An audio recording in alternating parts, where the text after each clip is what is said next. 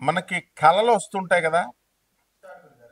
కళలు, వాటి ప్రభావాలు ఈ 2026 సంవత్సరం అంతం వరకు కూడా మీకు వచ్చే కళలు ఎలా ఉంటాయి, వాటి యొక్క ప్రభావం వలన మీ జీవనంలో ఏ పరిణామాలు చోటు చేసుకుంటాయో చూద్దాం. ముందుగా ఓం వసుదేవసుతం దేవం కంసచాణూరమర్దనం దేవకీ పరమానందం కృష్ణం వందే జగద్గురుం. కృష్ణం వందే జగద్గురుం, అర్జునం వందే జగదేక వీరం. ఓం శ్రీ రాధాకృష్ణాభ్యాం నమ. మనకి ఏదైనా కొండ ఎక్కుతున్నట్టు కళలు వచ్చినాయి అనుకోండి, ఏమండి బాబాయ్ చచ్చిపోతామండి, కొండ ఎక్కుతున్నట్టు కళలు వస్తున్నాయండి అని చాలా మందికి సందేహాలు వస్తాయి. కొండ ఎక్కుతున్నట్టు వస్తే మీరు జీవితంలో పైకి వస్తున్నట్టు లెక్క. ఏమండి నీళ్ళు వచ్చినాయండి కళ్ళలోకి, ఏమండి నీళ్ళు వస్తే అందులో తేట తెల్లగా నీళ్లు ఉన్నాయనుకోండి, బురద నీళ్ళు కాకుండా మీ యొక్క సమస్యలన్నీ కూడా పరిష్కారం అయిపోతున్నాయి అని అర్థం. అలాగే బురద నీళ్ళుంటే కష్టాల్లో కూరుకుపోతున్నారు అని వస్తాయి. చాలా మందికి చూడండి, దేవలోకంలోనో ఏదో ఒక లోకంలో ఉన్నటువంటి మహాకాళి గుడి, కనకదుర్గాదేవి గుడి ఇది కల్లోకి వస్తున్నాయండి అని చెప్పి చాలామంది శిష్యులు నాకు చెప్తూ ఉండేవారు.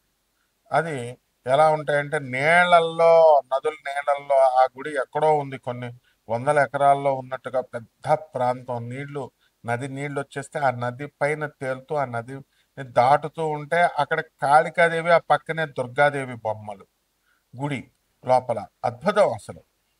అలాంటి ఈ కళ దేవతలు కళ్ళలోకి వచ్చారనుకోండి నీళ్లు, మీ కష్టాలు త్వరలో పోతున్నాయి అని అర్థం.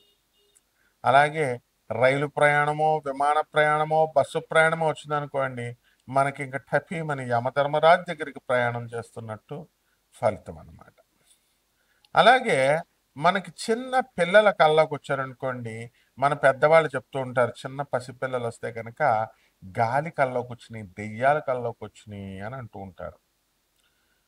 అలాగే చక్కగా మనకి ఎప్పుడూ కూడా పర్వతాలు, దేవతలు వీళ్ళందరూ వస్తున్నారంటే ఏంటంటే మనకి కేతుగ్రహము మన జన్మ లగ్నములో కానీ జన్మ రాశిలో కానీ వచ్చినప్పుడు ఆ ఆ దాని యొక్క ధర్మం వలన మనకి అలా వస్తుంది అని అర్థం. అలాగే కొంతమందికి శ్మశానాల కల్లోకి వస్తుంటాయి. ఆ శ్మశానాల కల్లోకి వస్తూ ఉంటే మనకి ఏమవుతూ ఉందంటే మనకి ఆ గాలి ధూళి అని అనుకుంటాం. అది చెడ్డో తెలీదు, శ్మశానం కల్లోకి వస్తే మంచో తెలీదు, భయం వేస్తుంది ఓ పక్క నుంచి. అంటే శివుడు శవం కల్లోకి వస్తుంది, శివుడు అనమాట. మరుభూమి కైలాసం కల్లోకి వచ్చినంత గొప్పదనమాట.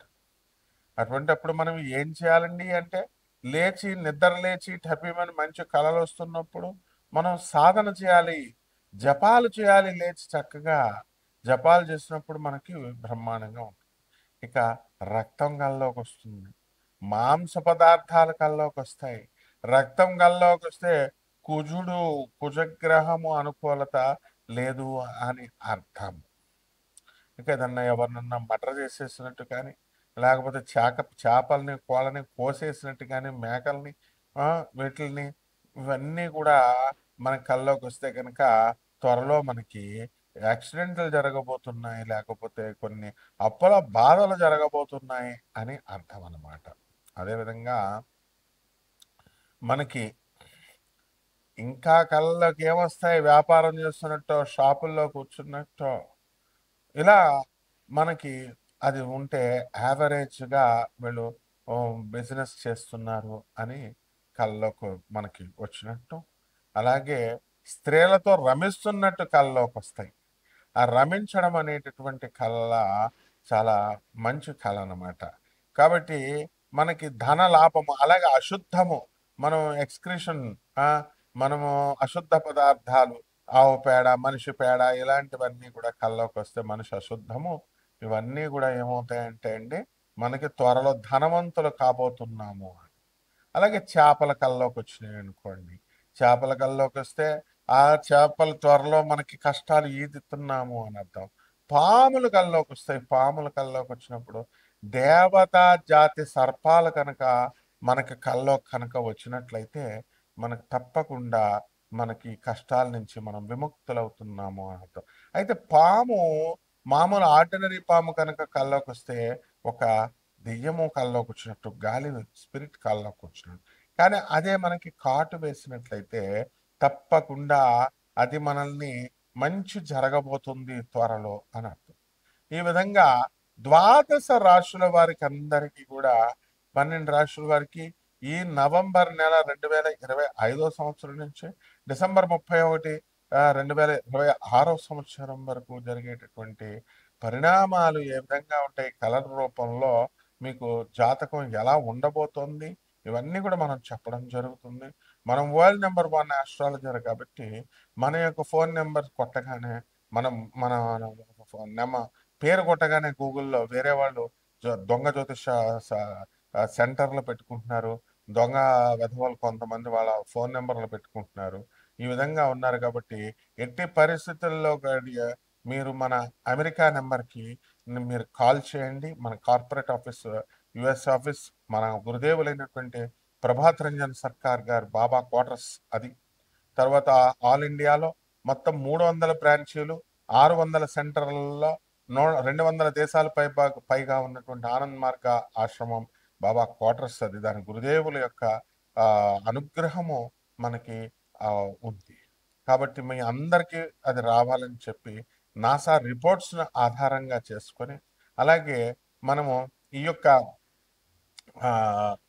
టైమ్ లైన్ ఫ్యాక్చర్ అండ్ జీపీఎస్ సిస్టమ్తో ట్రాకింగ్ చేస్తూ మనము ఈ యొక్క జాతకాలు జీపీఎస్ సిస్టమ్తో జాతకాలు చెప్పడం జరిగింది. అండ్ డిఆర్డిఎల్లో ఉన్నటువంటి జీపీఎస్ సిస్టమ్ మీద వర్క్ చేస్తున్నటువంటి వాళ్ళందరూ కూడా వాళ్ళ ప్రమోషన్స్ కోసం నాతో సేమ్ ఆ యూనిట్లో ఉన్న వాళ్ళు ఎలా మీరు ట్రాక్ చేస్తారు, ఎలా ఏ విధంగా అంటే హైలీ లీగల్ అనమాట. దాని నుంచి నాసా రిపోర్ట్స్ నుంచి వాళ్ళు ఇచ్చేటటువంటి రిపోర్ట్స్ని బట్టి ఆధారంగా వెలాసిటీ ఆఫ్ ద ప్లానెట్స్ ఇలాంటివన్నీ, కొన్ని టెక్నికల్ ఫ్యాక్టర్స్, యాంగులర్ మొమెంటం ఇలాంటివన్నీ, లీనియర్ మొమెంటం ఇలాంటివన్నీ కూడా మనం తీసుకొని మనం చెప్పడం జరుగుతుంది. మోడర్న్ సైన్స్ని, ఏన్షియంట్ ఆస్ట్రాలజీని, పూర్వీకులు ఇచ్చినటువంటి జ్యోతిష శాస్త్రాన్ని మిళితం చేసి చెప్పాల్సి వస్తుంది. అద్భుతమైనటువంటి జ్యోతిష విశ్లేషణది. మేము నాన్ కమర్షియల్ ఆస్పెక్ట్తో ఈ జాతకాలు అనేటటువంటి చెప్పడం జరుగుతోంది. కాబట్టి మీరు డబ్బులు ఎంతండి ఇలాంటి కంగారు పడాల్సిన పని లేదు. అనాథ పిల్లలకి సేవ చేసుకోవాలా, సాధువులకి సేవ చేసుకోవాలా, రెమెడీస్ కోసం లక్షల రూపాయలు మీరు చేయాల్సినటువంటి అవసరం లేదు. మేమంతా కూడా మరి వివిధ ఆనంద్ మార్గ ఆశ్రమంలో ఉన్నటువంటి అనాథ పిల్లలకి, సాధువులకి 10,000 మంది సాధువులు ఉన్నారు, ఒకళ్ళిద్దరికి కాదు చేసేది. అంటే అలాంటి ఆశ్రమాలు మనకు చాలా ఉన్నాయి. కాబట్టి ఎంతసేపు కూడా మీరు కూడా ఇండైరెక్ట్గా చేయండి, డైరెక్ట్గా చేయండి. అనాథ పిల్లలకి, పేదవారికి, వికలాంగులకి, వీళ్ళందరికీ కూడా సాధువులకి, సత్పురుషులకి చేసుకున్నప్పుడు మాత్రమే అవుతుంది. మీరందరూ కూడా గోల్డ్ ఎక్కువగా దొరుకుతుందని చెప్పి, ఎక్కువ రేట్లు దొరుకుతుంది అని చెప్పి వాళ్ళకి ఇచ్చుకోవడం, గర్ల్ ఫ్రెండ్స్కి ఇచ్చుకోవడం డబ్బులు, ఆ తర్వాత ఈ యొక్క స్టాక్ ఎక్స్చేంజ్లో మనం పెట్టుకొని లాస్ అయ్యాము. వీటన్నిటికంటే బెస్ట్ ఏంటంటే ఈ యొక్క హోమాలకు లక్షల రూపాయలు ఏమి ఖర్చు అక్కర్లేకుండా సింపుల్గా, ఆనెస్ట్గా ఈ యొక్క మీరు అనాథ పిల్లలకి సేవ చేసుకోవడం, సాధువులకు సేవ చేసుకోవడం ద్వారా మనము ఈ కర్మల నుంచి తప్పించుకునే 12 రాశుల మీద ఈ కళల ప్రభావం ఏ విధంగా ఉంటుంది, దాని యొక్క ఫలితాలు ఎలా ఉంటాయో మనం తెలుసుకుందాం. ధనుస్సు రాశి. ఈ ధనుస్సు రాశి వారికి అందరికీ కూడా కాకులు కల్లోకి వస్తున్నాయి. అర్ధాష్టమ శని గ్రహం ఉంది కాబట్టి పనులన్నీ కూడా లేటుగా అవుతా ఉంటాయి. పిండ ప్రధానాలు ఇవన్నీ కూడా మీ పూర్వీకులకు చేయాలనేటటువంటి తపన పైకి వచ్చేస్తూ ఉంటుంది. ఎక్కువగా మీ పూర్వీకుల కల్లోకి వస్తూ ఉంటారు. మీకు ఈ ధనుసు రాశి వారికి ఆదాయాలు చాలా ఎక్కువగా కనబడుతూ ఉంటాయి. గత నెల కంటే కూడా ఈ నెలలో చాలా ఎక్కువగా మీకు ఆదాయాలు వస్తాయి. అలాగే ఖర్చులు కూడా అధికంగా ఉంటాయన్నమాట. లాయర్లతో పరిచయాలు, చార్టెడ్ అకౌంటెంట్లు, లాయర్లు, ఆ తర్వాత కాస్ట్ అకౌంటెంట్లు, డాక్టర్లు, ఇండివిజువల్ గా సొంత వ్యాపారం చేసుకునేటటువంటి వ్యాపారాలు చాలా బాగుంటాయి. అండ్ లిటిగేషన్స్, ప్రభుత్వానికి సంబంధించినటువంటి లిటిగేషన్స్ లో మీరు ఇరుక్కుంటారు. అలాగే ప్రభుత్వ సబ్సిడీల నుంచి మీకు రావడం అనేటువంటిది జరుగుతుంది. అలాగే విద్యార్థులు ఎవరైతే ఉన్నారో ఈ ధనుసు రాశి వారికి అందరికీ కూడా విద్యలో రాణింపు ఉంటుంది. మరి ఈ కళలు వచ్చిన తర్వాత మనకి గురు కర్కాటక రాశిలోకి వచ్చిన తర్వాత అష్టమ గురుగ్రహ ప్రభావం వలన చదువులో కాస్త వెనకబడి ఉంటారన్నమాట. ఆ తర్వాత మళ్ళీ మే 14 వరకు బాగా చదివి మే 14 తర్వాత 2026 సంవత్సరం ఎండింగ్ వరకు కూడా మీకు చదువులో వెనకంజు వేస్తారు, బద్దకిస్తారు, నిద్ర ఎక్కువ పోతా ఉంటారు. ఇక ఉద్యోగస్తులు నిరుద్యోగులు ఎవరైతే ఉన్నారో వాళ్ళు మనకు ఉద్యోగాలు ఎందుకని స్వతంత్ర వ్యాపారాలు స్టార్ట్ చేసి సక్సీడ్ అవుతారు. అలాగే కోట్ల రూపాయల పెట్టుబడులు తెచ్చుకొని అప్పుల కింద తెచ్చుకొని వ్యాపారాలు చేసేటటువంటి వాళ్ళంతా కూడా బిల్డర్లుగా రియల్టర్స్ గా ఉన్నటువంటి వాళ్ళు బేరాలు రావడం లేదని బాధపడుతూ మొదలుపడుతూ ఉన్నటువంటి వాళ్ళందరూ కూడా వాళ్ళకి బిజినెస్ లో వాళ్ళ కాళ్ళ దగ్గరికి రావడం అనేటటువంటిది జరుగుతుంది. ఇక సాఫ్ట్వేర్ ఇంజనీర్లు వాళ్ళ పరిస్థితి మంచి అనుకూలంగా ఉంటుంది. అమ్మాయిలకు పెళ్లిళ్ళు కానటువంటి అమ్మాయిలకు పెళ్లిళ్ళు అవుతాయి. అలాగే చక్కగా ఈ లవ్ మ్యారేజీలో ఎక్కువగా అవుతాయి అనమాట. ధనుసు రాశి వారు ఎక్కువగా ఎలూప్మెంట్ అనేటటువంటి దాన్ని ప్రిఫర్ చేస్తారు. మొత్తం రాశుల్లోకి అత్యంత వినయ రాశి ధనుసు రాశి.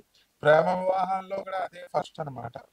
కాబట్టి ఇళ్లలో చెప్పి లేచిపోండి నాయన, లేచిపోవాలనుకున్న వాళ్ళ మీ తల్లిదండ్రులకి చెప్పి సొంతంగా లేచిపోవద్దు. ఇకపోతే ఈ యొక్క police department, revenue, income tax, commercial tax డిపార్ట్మెంట్లలో పనిచేసేటటువంటి వాళ్ళందరికీ కూడా ఆ జీతభత్యాలు పెరగడము అనేటటువంటిది మీరు చూస్తూ ఉంటారు.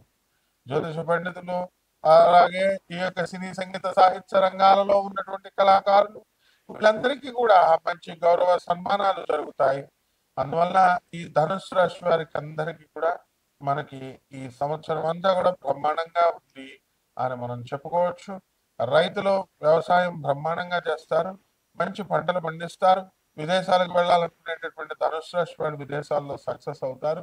రైతులు ఎంత మంచిగా పండించినప్పటికీ కూడా వాళ్ళ అప్పులు మాత్రం తీరవు.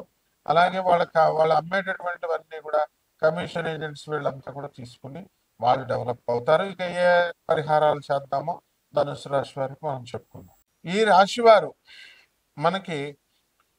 మనకు వచ్చినటువంటి కళల్ని క్రోడీకరించిన తర్వాత రావి చెట్టు చుట్టూ తిరుగుతూ పగలు 6 గంటల సూర్యోదయం అయిన తర్వాత నుంచి మళ్ళీ సూర్యాస్తమం 5:30 లోపల మాత్రమే ఓం శనేశ్వరాయ నమః అంటూ రావి చెట్టు చుట్టూ ప్రదక్షిణ చేయాలి. మొట్టమొదటిది ప్రతిరోజు కనుక చేసినట్లయితే రోజుకు 11 సార్లు, శనివారం నాడైతే 108 సార్లు చేయాలి. ఇకపోతే రెండవది వచ్చేసరికి మారేడాకులతో శివలింగం పైన మీరు వేసుకుంటూ ఓం నమ శివాయ అంటూ మీరు శివుడికి అభిషేకం చేసుకోవాలి. దేవాలయాలకు వెళ్ళాల్సినటువంటి అవసరం లేదు. కుదిరిన వాళ్ళు వెళ్ళండి, లేని వాళ్ళు ఇంటి దగ్గర చేసుకోండి ఓం నమ శివాయ అంటూ. అలాగే ఈ యొక్క దిగంబర శ్రీపాద వల్లభ దిగంబర అంటూ గురు చరిత్ర పారాయణ చేసుకోవాలా. ఈ మంత్రాన్ని ఉచ్చరిస్తూ మీరు దత్త ప్రదక్షిణలు చేసుకోవాలి. గాణగాపురంలో ఉన్నటువంటి దత్తాత్రేయ స్వామి వారి యొక్క దర్శనం మీరు చేసుకోవాలా. ఆ గురువు యొక్క అనుగ్రహం చాలా అత్యంత ఆవశ్యకతమైనటువంటిది.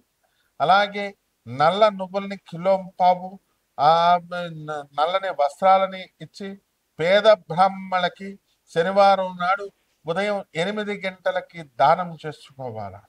అలాగే సున్నండల్ని మనము మినపపిండితో చేసినటువంటి సున్నండల్ని లేదా మినప రొట్టెల్ని మినపతో సంబంధమైనటువంటి ఆ పౌడర్లన్నిటిని కూడా పేదవాళ్ళకి దానం చేయాలి.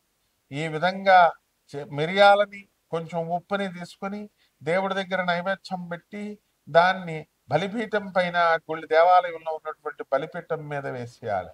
ఈ రకమైనటువంటి ఇవన్నీ కూడా పరిహారాలు చేసుకున్నట్లయితే ఈ రాశి వారందరూ కూడా బ్రహ్మాండంగా ఉంటారు. శుభమస్తు.